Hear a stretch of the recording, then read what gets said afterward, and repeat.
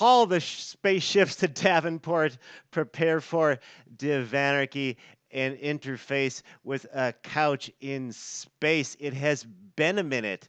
Happy to invite you back into my Nay corner of space here on Space Couch. Micah or Mika, Anthony Stanton says hi in the chat room out of the gate. I love it. You know what else I love is being sponsored, and I love being sponsored by none other than our brand new sponsor this week. It is Tiger Squawk Records. You want to check out the following. Circles out of England has been going crazy. Check those out. Landscape Body Machine is back on Tiger Squawk. Book of Brimstone from Science Fiction. Great. Sega Lugosi has got 2 new singles out you want to check out. Ludo's Lex's debut from Pill Brigade. Sanity Checks, that's me and Planet Damage, also from Hungary. The Funkerfolk remix of Red Panda Jamboree is out, as well as Anhedonia from Elias Anesthesia out of Toronto, and more circles there. I don't know. I had that in there twice. And spare parts from the Illustrious Pilgrimage. Tiger Squawk versus Cop International, people. We did it. Smoldering Embers of Aggression. His debut's out now, and it's incredible. And Space Dog. Ladies and gentlemen, a rare appearance from Space Dog. Hi, girl. Yeah, she came out to the show. She never comes out. Well, she must be excited for Black Nail Cabaret, as I am. She's a black lab, and we're gonna deal with that in a second. You ready? You ready to talk to M from Black Nail Cabaret, girl? I think she is. Okay, so. Oh, I hooked myself. Okay, bye, Space Dog. She'll watch from the other room. She's got it on her iPad. So, ladies and gentlemen, please welcome all the way from Hungary and of Black Nail Cabaret. Hi, thank you so much for coming to Hi. Space Couch. Hi, Oh, look, I have a space cat. Look, oh, there you have a she is. There space she cat. is. Oh man, this will be wonderful. Well, I tell you what, Space Dog hasn't come out in about 100 episodes, so you must have some sort of some at Pacific animal affinity or something Yeah, like that. But we'll get into that. Wes Turner says heart, and Furroy says, "Hey, oh, Space Dog." Oh, yeah. Oh, friends of the so show coming pretty. out. Yeah, Um, he was just misbehaving, so I had to put him on my lap. So There you go. Well, um, we're all administering pets today, but you have a single out that came out in February of this year. Maelstrom is out. Pretty exciting. I'm going to cut to a clip of that now, and then we'll go from there. I need to simple down my life. We know too much and yet so little. But love is the greatest struggle of all. The way you walk, the way you talk. I wish it could be a bit softer. You are my biggest distraction. We should.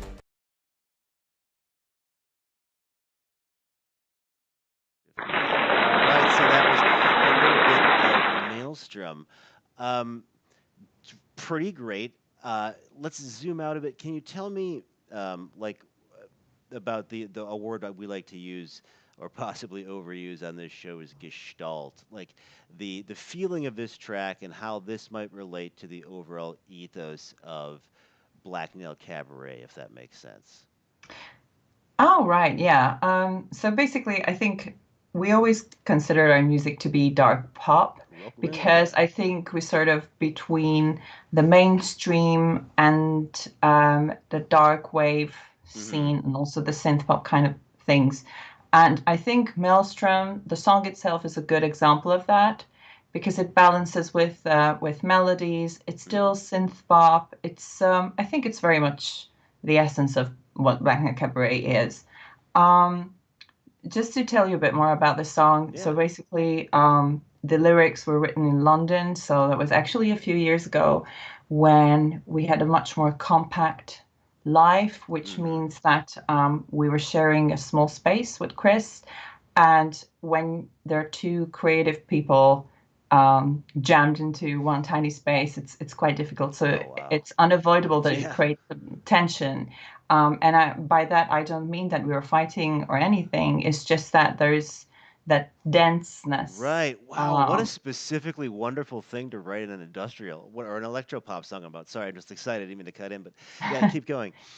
No, well, actually, that's pretty much the idea behind the song because, when one of us was creating something and was using the studio, the other can only just like put on the headphones and do Right. whatever. So it was very difficult to create Hmm. for both of us because we didn't have the space for that. So this song is pretty much about the tenseness of that situation when you just wish that everything would be like when he slams the kitchen cabinet door, you just wish that it would be a bit softer Wow. and a bit more like if it could be a bit easier and you would be able to take it a bit easier. So yeah, it's pretty much about that. That is amazing. And then the video is well, many people think that it's about the current virus situation, Hmm. which is funny because actually the idea of the video was born before the pandemic. Hmm. So I always Oh imagined wow. that I always had that idea of Madonna's Papa Don't Preach, but what if that sort of love story of a Uh-huh. video would be set in a weird environment, in a post-apocalyptic environment where everyone was wearing oxygen masks because it's Oh required. man. But like that wouldn't be the focus of the video. It would just be the background. Right. So how weird would that be to set a love story Yeah. in such an environment when you require an oxygen mask to Mhm. breathe on the streets and then you go back home and everything is like full of plants because otherwise you wouldn't be able to breathe without the mask on. Mhm. So it was just there was this idea, but obviously we had to make compromises because some of the ideas were too big for the budget Sure. and things like that. And also, Ricci, our director, came into the picture. So we were brainstorming, and then we came up with the idea, which happens to be the final version of Mhm. the video that you see. And then COVID happened, and it gave the whole thing a weird twist. Wow. Where should people go if they want to see the video? Is that just search Black Nail Cabaret on YouTube situation? Yes, Okay, absolutely. cool. We do have a channel, and please subscribe. And I think that's the most recent video because we haven't uploaded anything since, but we will soon. We will soon. That will uh, change. uh, Wes Turner says, I absolutely loved the My Casual God remix by Set. Oh, yeah, Uh, that was amazing. made me check out more of your music. Well, thank you to Wes for setting me up for the next question. Because there's this, I wanted to ask you about. There's this wonderful moment, I think maybe almost exclusive to electronic music, where you get to hear your song remixed for the first time. I was wondering, you having just released a bunch of remixes, Yeah, what, and we can find those on your Bandcamp. yeah. Everyone should check that out. What's it like to hear your song remixed? And are there any new, if I could get highfalutin for a second, are there any new sort of truths that come out of that, or uh, is anything Um, revealed by hearing the song in a different way or light, if you like? uh, yeah, that's interesting because one of the things that we get out of it, which is an amazing thing, Hmm. is that just as Wes said, that we get to introduce our music to people who were Right. not familiar with us by a vision, well, a vision of another artist, which is amazing. And the other thing is that, well, to be honest with you, we don't have many remixes because Hmm. we usually, most of the time, we just do another, like a new song or an instrumental song or something as a B-side, Right. so to say, and we put it on the single. But we had I can say that we had quite a few great remixes, which it's so awesome to hear how they perceive how Hmm. another artist other artists perceive the same song and what they can do with the vocals. For example, there was this Maelstrom remix by Man Plus Machine. Yeah.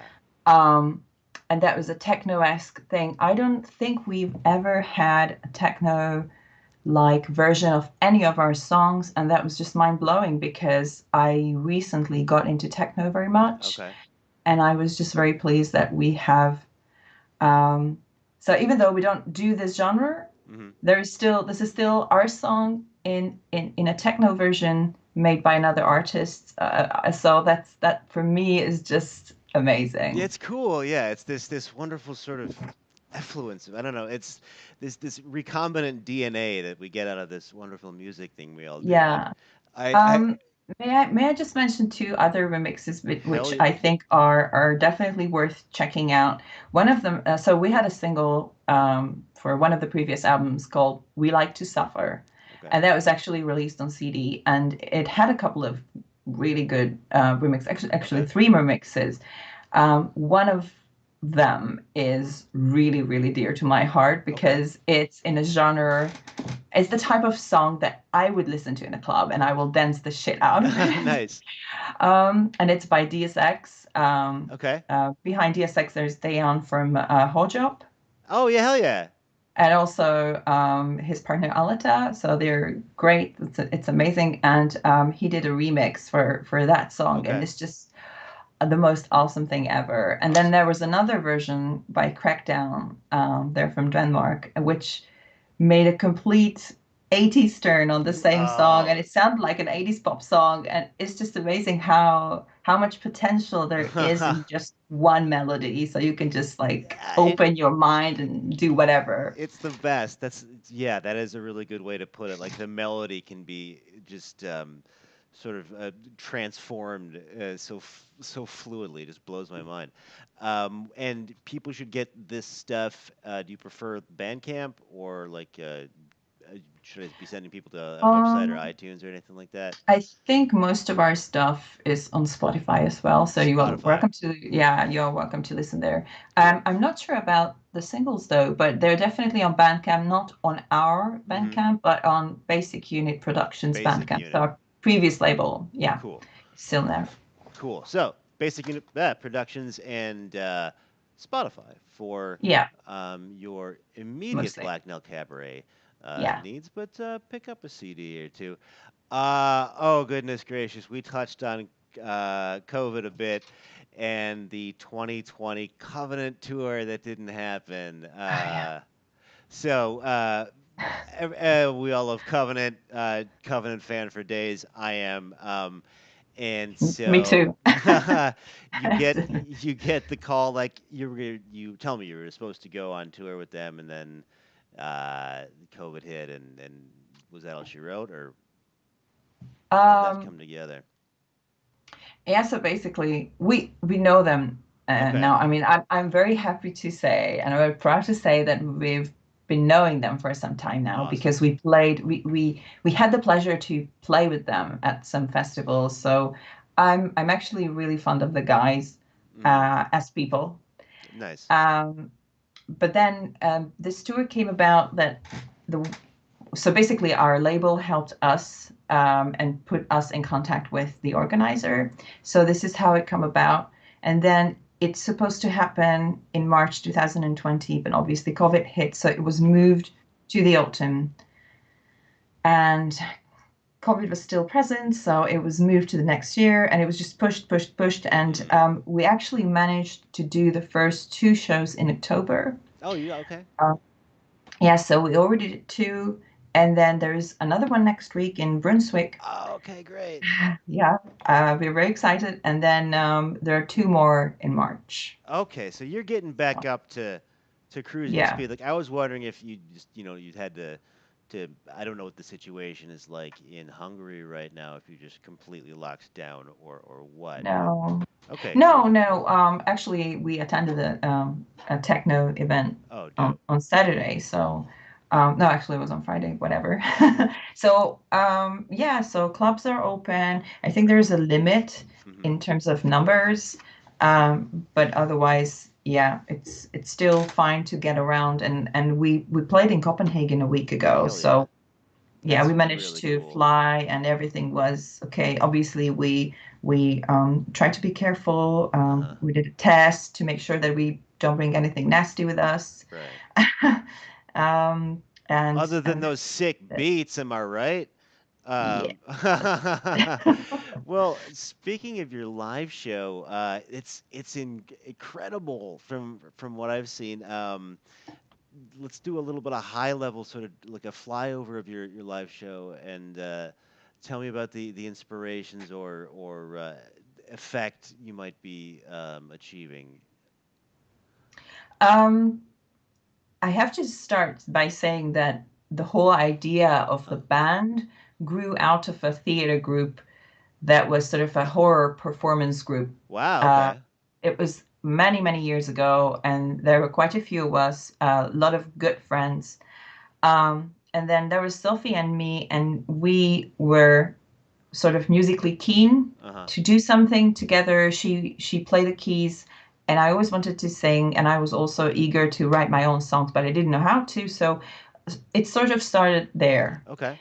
And then we kind of brought the whole theater thing with us. So we had performers and guest vocalists and the bass guitar player at the beginning. So um, and we always took care of the costumes. So that was always a very important part Mm. in the visuals as well. So we tried to play with the background projection as well as costumes as well as performance.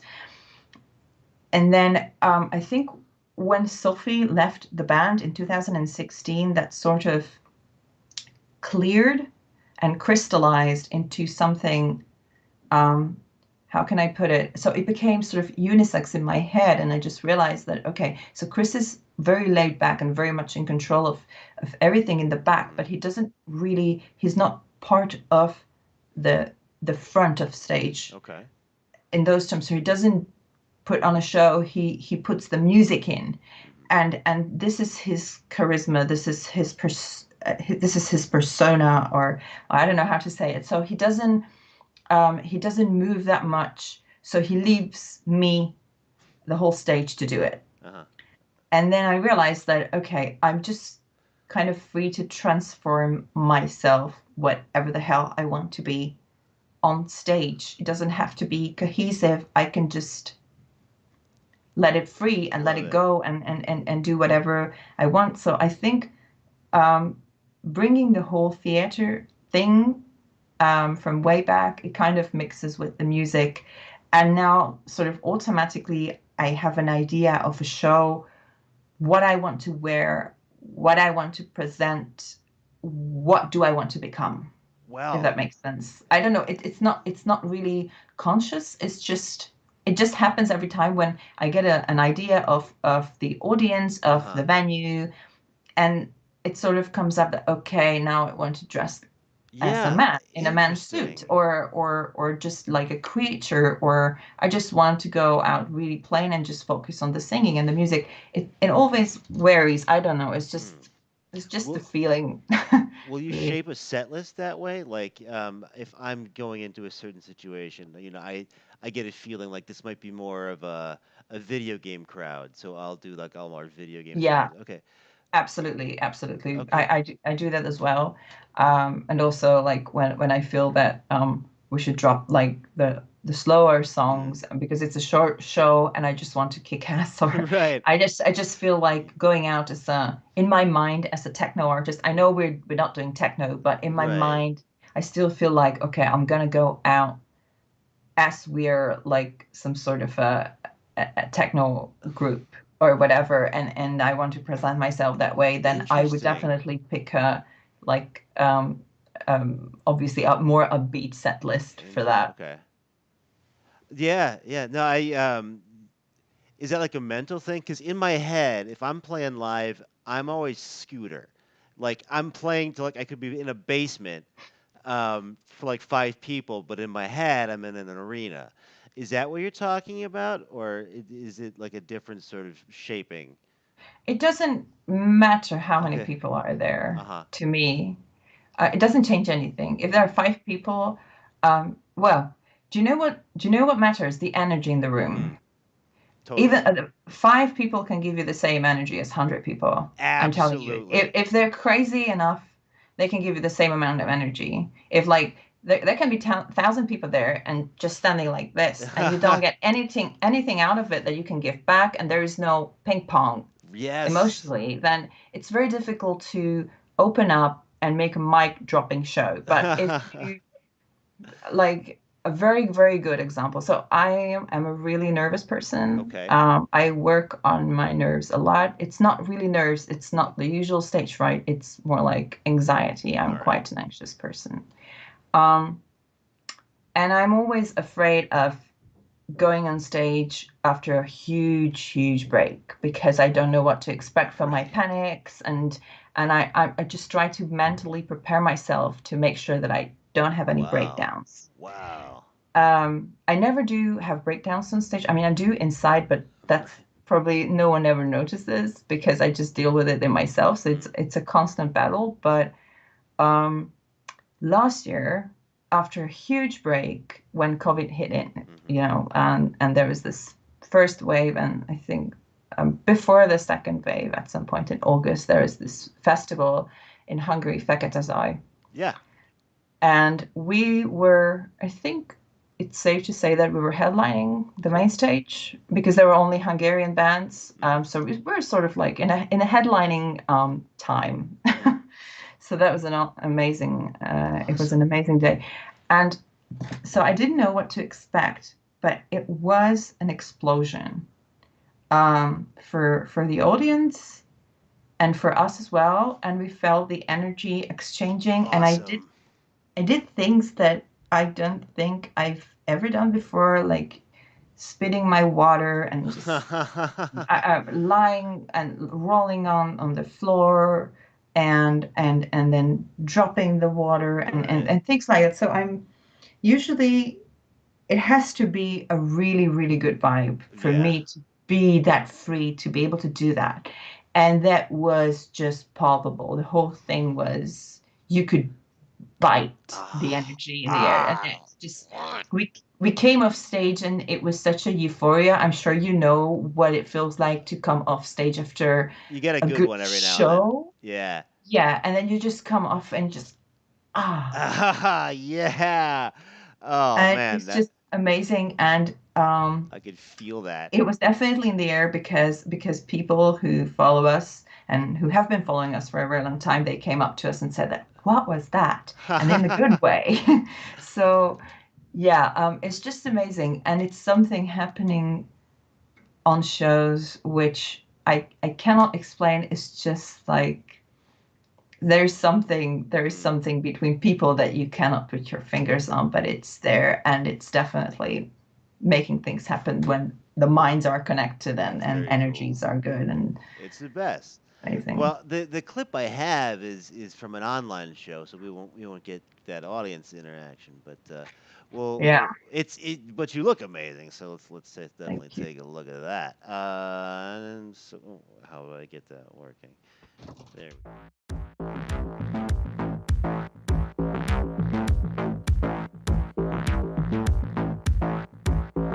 Emotional frustration with metal cold vibration. Tiny cherry candy instead of white sexuality.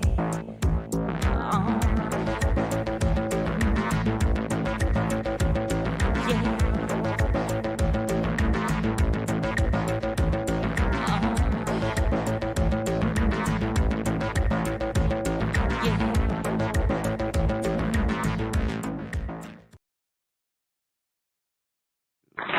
All right. So that was awesome. Rad says, Micah. Yes. Tell us about that one. I think I got a bit blurry, but Oh, hopefully it will focus on me again. there you go. Well, it's Anyway, we might have like because I'm in space, so oh, we there we might have go. flown close to like the sun or Yeah, Saturn or something like that. something, yeah. So. That was a weird thing because we were planning an album release show, Hmm. and we had the album out during COVID, like Yeah. at the very first wave, when the first wave happened, we just wanted to do the album release anyway. And we always put on a show, and the last album release show was actually a huge preparation for us because we had dancers on Oh stage, wow. and I was involved in the choreography, so it was a huge thing. And we always want to put on something really nice when we introduce an album on stage. Hmm. And I didn't want to miss the opportunity to do that with this new album. So I just thought that, okay, fuck COVID, we just do it on stream. So we Right. will give people the same experience with my dresses, with a costume change and whatever I was planning to do on stage, we would like to at least try to give them the same experience in their homes. So that was the whole idea, and I tried to get ready um, the same way with the background projections, which is actually one of my Yeah. great dancer friends, Peter Zopek. His videos, his homemade COVID videos are are used in the background Cool. of the show for quite a few songs. Awesome. He- Awesome. Well, He's an amazingly talented dancer it and certainly artist. looked great. I hope to be able to see that someday. But yeah, I couldn't speak to the live show, but the online show definitely looked like, to quote Ray in the chat room, straight fire. Uh, so this was to be in support of God's Verging on Sanity, That's right. the 2020 album. I was wondering if you could tell me about the creation of this relatively new offering, and if this is the process was differentiated in any way from previous releases from Black Nail. Yes, we always try to do something new to kind of outdo ourselves, but not very so we don't try to push it too hard. Hmm. So we already did this, so let's do something different. Right. It's not just for the audience, it's for ourselves as well, You because gotta do it. yeah, you will get bored Yeah. with the old stuff. It's still going to be BNC because it's coming from us, Uh-huh. so we are us, so it's not going to Right. change. Even though we try to do different things, um, we cannot go too far because it's still going to come out with my voice and with Hmm. Chris's ideas and synths and my melodies and all the Right. kind of stuff together. So that sort of creates Black Nail Cabaret. Um, but my thing with this new album was that I just want it to be simple. Hmm. I want to enjoy performing them Mm. because with Pseudopop, the Interesting. previous album, um, for me, there were quite a few vocally challenging stuff that I Okay. wanted to do. I really wanted to grow up for the challenge. And now I just no, I just want to enjoy it. I Like, hear do you. something simple that works, and I just want to enjoy it. So that was the main idea. And I think it came really handy because the lyrics are, I think, the heaviest Oh I've wow. Okay. ever written. Um, and that kind of counterbalances the lightness and the heaviness, that kind of Interesting. Right. counterbalance Right. each Right. other. And the funny thing is that trying to just make it simple for ourselves and not overcomplicate the Hmm. songwriting process, it actually created songs that um, it, they turned out to be much more likable than complicated songs. Probably because they're like much more easy to perceive, much more easy to get in and to listen to than overcomplicated and yeah, when there's a I lot was of gonna go right for it if you weren't like, because I just did that. Like for my previous album, I was like, all right, I'm gonna write like math rock almost, and just do like this surgical kind of insanity. And then the last album was just techno songs about animals that I like, and it was so much more fun, and they're better. that's it. And do you know what I think what I find is that it's so hard to let the leash go. Like Yes. I had to figure out that I'm prone to overcomplicate things when it comes to music, Hmm. and it's so difficult to be simple. It's there's a quiet challenge there. Like I I need to fill every 16th note with a syllable, like, and then no one can tell what I'm saying. I don't get the lyrics right 100% of the time or half the time. Yeah, they're Uh, like that much lyrics, and you just right, like have to get it in, and then you r- have to perform it at some point. So everyone's like, you just get to the chorus, because I don't can't tell what you're saying. So yeah, there is a quiet genius behind simplicity. But you can check that out on God's Verging on Sanity, uh, out now from Black Nail Cabaret. Um, I'm gonna switch tracks just because I want to get into it. I understand you're a fellow animal lover, okay. and I was wondering if um, the term spirit animal is a little bit kitsch, but if the sort of the essence of an animal was reflected in any way in Black Nail Cabaret or the other way around, does Black Nail Cabaret have a spirit animal? Um, I think I can speak for both of us Okay. that we love cats. Okay. Um, and we have three at home. Awesome. Uh, we live with three cats. We don't own them. I have to emphasize that. It's pretty much like I think it's 50-50. They Right. also sort of own us Okay. in a way. But I think if I have to pick a spirit animal for the band, I think that would be probably some sort of a weird insect. Okay. Interesting. Why? it's it's um it's because that we don't it an insect because it's weird, Uh-huh. and you cannot decide if you like it and it's pretty, Oh, or it's like wow. really fucked up. Right. Oh, that's amazing. Like, I mean, a And you're dragonfly disgusted. has like this Um, gnarly mouth or something. Like, and it's also, it doesn't fit in with the mainstream bug guys, but it's also too sort of mainstreamish for the alternative. So it's just right. like sad, weird insect in the middle. That's yes. That would be us, And that, probably. yeah, fascinating thing. It might shed its skin in the form of a costume change or reveal, and Oh yeah, n- that's another thing that it becomes like from a pupa it goes to a butterfly. So yeah. circadian and circadian rhythms all over, because Black Nail Cabaret is all about those rhythms or not, or an electro pop sound in a bug context. I absolutely love it. There's a pun there somewhere, but we'll get there. Um, Actually, many puns. So that's very good that you mentioned the metamorphosis behind it because yeah, well, that's totally it. there is nothing you can't do. There it is with my metamorphosis joke. Nailsicles. Oh boy. All right. All right. All right. Well, okay. This podcast good for one free remix. Let me know if you need a Gothsicles remix. Says I like how mantis heads move.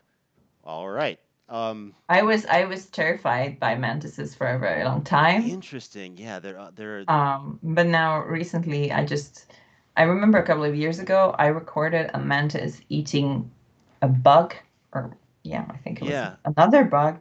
Um, and I was recording it from very close, and it didn't move. Wow. It was just looking at me and eating, and it was just creepy. But I Oh was also man. fascinated, and then I think my fear sort of went away, and I wasn't disgusted. I was just fascinated. So Amazing. Yeah. I yeah. underwater stuff. It's funny you bring that up, and I'm going to go a little bit deep, but anything like sea anemones and eels and stuff like that at the local Milwaukee, Wisconsin Oh, zoo really scared me as a little kid. And I think just because there's so much energy there, that's like I'm obsessed with it now. Like I have weird. tattoos of, It's just yeah, weird. Yeah. You um, you have tattoos now of eels? of giant fins on my arms now, Right. and getting tentacles on my back and stuff like that. But yeah, it's just something about that charge as a little kid often leads to fascination. I don't know. Um, Yeah, I, I totally. I dig it. The Yeah, and also I did on that last album. I didn't have many thoughts about stag beetles, but I did a Mm. song about them, and now I'm getting slowly obsessed. Do you have a favorite of the insects, or is it just sort of like Black Nail Cabaret would be? It's kind of its weird hybrid new branch. I think, well, mantises, Mm. for starters, I think, yeah, absolutely. But I would think something more like a weird, dark, holographic tropical bug. Yeah. I like some sort of a beetle. I don't know. I can't remember the name, but there is a type which I saw, and you know, the reason I'm disgusted, I used to be disgusted by Uh-huh. insects, is that because I always imagine what if you accidentally step on them. Right. I know it's It's a wrap for horrible. you. It's just horrible. But they, on the other hand, they look beautiful and they can have beautiful armors. Right. And actually, they're sort of an inspiration behind some of my costumes. Awesome. So I think it sort of changed. This is Well why done. Right maybe back in. that's also some subconscious thing that I said insect, that the Fantastic. spirit animal would be an insect. It all comes into orbit here on Space Couch. Um, and this is going to be a horrible transition, but I'm fascinated by it. I've come to learn that you understand that you like to visit cemeteries of Mm. local places, and I really like the way sort of various cities feel. I was wondering if you see any patterns emerging with cemeteries by way of cities. So they like do certain cities of a certain age have different cemeteries or a size, Right. or is that even relevant, or do you have a particular thing you look for? Um, I don't know Hmm. about any pattern, so Okay. I gotta be honest that the If it's not there, it's reason, not there. I'm sure it's there, Uh-huh. but the reason I love cemeteries is that we used to hang out in a lot of cemeteries when I was younger. Okay. We used to do the before party in cemeteries just with a bottle of wine. Uh-huh. And I'm actually fond of cemeteries. I also just hang out there, just reading and just reflecting. And I just absorbed the peace. I was never like, I know for some people Mm. that it can be a place of sadness. And Mm-hmm. I also attended quite a few funerals of my beloved ones, but Mm-hmm. still, it's the place of peace Mm-hmm. in my eyes, and this is what I get out of it. This is like that. It ticks all the gothic beauty boxes for me. It's It's just true. There is a I'm tranquility. I'm obsessed, and because of this obsession, and probably because of that, I'm just still drawn to cemeteries. And now, in the past couple of years, whenever we travel somewhere, I try to visit the local cemeteries. So I had the pleasure of going to a Portugal cemetery in Leiria, and I think that was one remarkable experience Wow. because they have a much more interesting and open relationship with their dead than us. I think we here we hide it a bit. Okay. So there are open casket funerals, fine, but there they actually, well, for starters, they use the skull as a motif in the cemetery, which is quite rare. Here you don't see it. Okay. It's too morbid, Right. but you know, this is what we will become eventually. Like this is the reality, the plain reality of it. Um, so that's one for starters. And the other thing is that they don't hide the coffin, Mm. so it's there, and you can brush the dirt off. You can Wow. just sit next to it quietly and you can just brush it off. And if it's too old and the wood gets rotten, they don't hide it. They just cover it with a glass. So Wow. you cannot touch it, so there's no infection going on and stuff like Right. that. But you can still just Really? sit next to it and just see it. And I think it's a much different relationship than what we have or what there is present. I think in America there is this huge business of bombing, embalming going on, right? Yeah, it's pretty And I wild. just, yeah, and it's just weird. Why would you put so much synthetics into a body when you put it into the Hmm. ground? You know, Oh, it will yeah. become one with the ground anyway. So why would you put, and even here we use this synthetic, like this polyester pillows and all the kind of stuff that you put in with the body. And it's just, I just feel that it's so bloody unnecessary. Yeah. So the more natural, the more beautiful and more moving for me.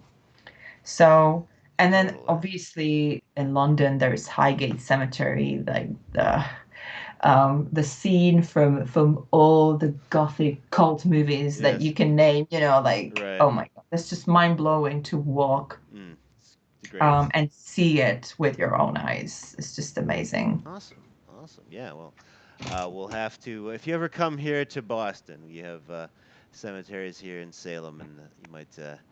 We'll have Oh definitely have to do it. gosh. Oh my Or God, I would love to visit. I've never been to the oh, States. okay.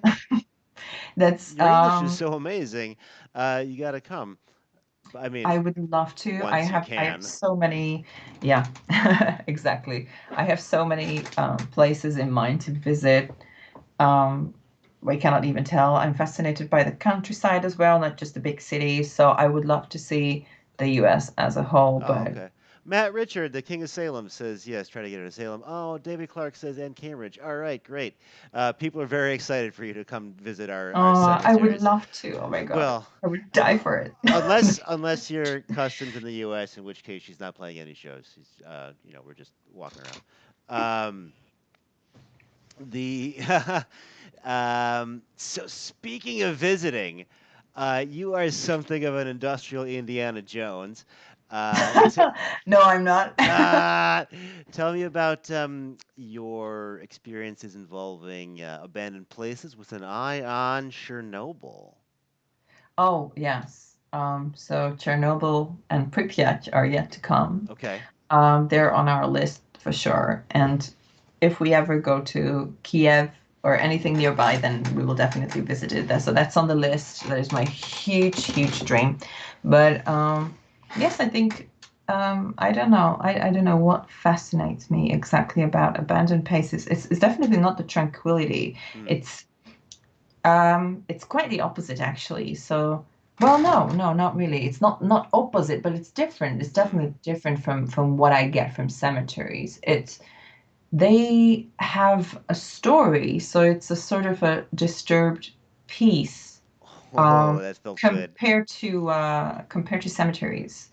I think that's why I love them, and I had the pleasure of visit quite a few um, places or just houses or old church ruins or old mansion ruins. We were always obsessed with it, and whenever we found like an old building, we always found a way to get in one way or another. I mean, I wouldn't do that now, but we used to do a lot of illegal entries back in the day. But to be fair, those buildings are not in use. They just protected because it's a private property. So you're not allowed to go in, but otherwise there is nothing there. It's just that because of your own safety, you shouldn't go in because it can collapse in any minute. But we had the pleasure to take the risk at that time. Um, there is one city which looks pretty similar to Pripyat, which is here in Hungary and not too far from us by car. It's called a Hungarian beautiful word is going to come out of my mouth. It's called Szent Király Szabadja. One word, one word. Um, and it used to be an old Soviet army base, as far as Okay. I know, and they robbed it completely. They robbed it to the ground, and now the nature took it back. So trees are growing inside the houses, and it's completely gutted. So the houses are completely Uh-huh. gutted, and it's actually very creepy too because I have a massive fear of heights. And if you go up and there's no like on the stairway, there's nothing to protect you, so there's just that huge void and the trees underneath. So it really triggers my vertigo. But it was amazing to just walk around and run around like a child. Wow. I mean, you're triggering my vertigo just as describing it, but that sounds incredible. So you went there. We went there. We Okay. actually shoot the half of the video Maelstrom there, but you Oh, cannot okay. see it because we shoot the video Maelstrom in a I don't even know how to pronounce it, but bauxite Okay. is that the right word in English? Bauxite, that Uh, rock that Oh yeah, bauxite. Yeah, yeah, yeah. Bauxite, sorry, yeah. So that was a geological park, basically, a Wow. Okay. geological museum, an open space one, and that used to be a mine. Okay. So we shot most of the video there, but for the inside scenes, we had to build up this tent somewhere. And obviously, that is a museum with lots of visitors, so we couldn't do it there. So we had to find a place. So we actually just used the time to visit this place. So we set up the tent there in St. Kiraisabadia in this ghost town. Um, so we shot the video there, and That's then we gnarly. went around and took plenty of photos of the place. Super cool. I want to say hi to Kenneth Magerman from Sounds and Shadows, Oh big yeah, friend hi friend of the Ken. show. He says, "Oh hi, huge fan." Back at you. So uh, you can go to Chernobyl. Is there like a program? Do you have to like find a Yeah, guy? there are guided tours. You Okay, cannot go on your own, but right. there are guided tours. There are plenty of them. Okay, So cool, cool. yeah. Wow, that sounds great. Definitely let us know how that goes. Geiger counter samples or something. Um, we're just gonna clip along here. I am curious, not counting like Black Nail Cabaret demos. What are like the most recent tracks in your playlist on your phone?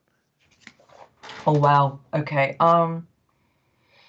Recently I started. I mean, that used to be an old favorite of mine, Hmm. but um, there's this Discover Weekly on Spotify, Okay. and I always listen to that. Oh, I really? Okay. actually I really much enjoy it because it introduced me to bands that I'm Oh, dope. Okay. amazed by. So I it's a always skip very it. I'll check it out. helpful. Yeah, it's a very helpful feature of Spotify actually to introduce you to new music. So, but it actually included one of my all-time favorites, which was Death from White Lies, Mm. um, and remixed by Crystal Castles. So Oh, cool, cool. that was one of my all-time favorites. And my recent new favorite is Louisa for sure with Love Is a Punk. Okay.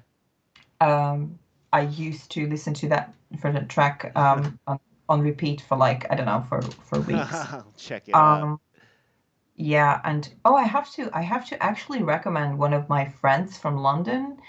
She's a music producer, and um, I have to admit that I don't listen to many of my friends' music. There are a lot. I have lots of musician friends, Yeah. but there are only a few of them I truly listen to as a fan, Right.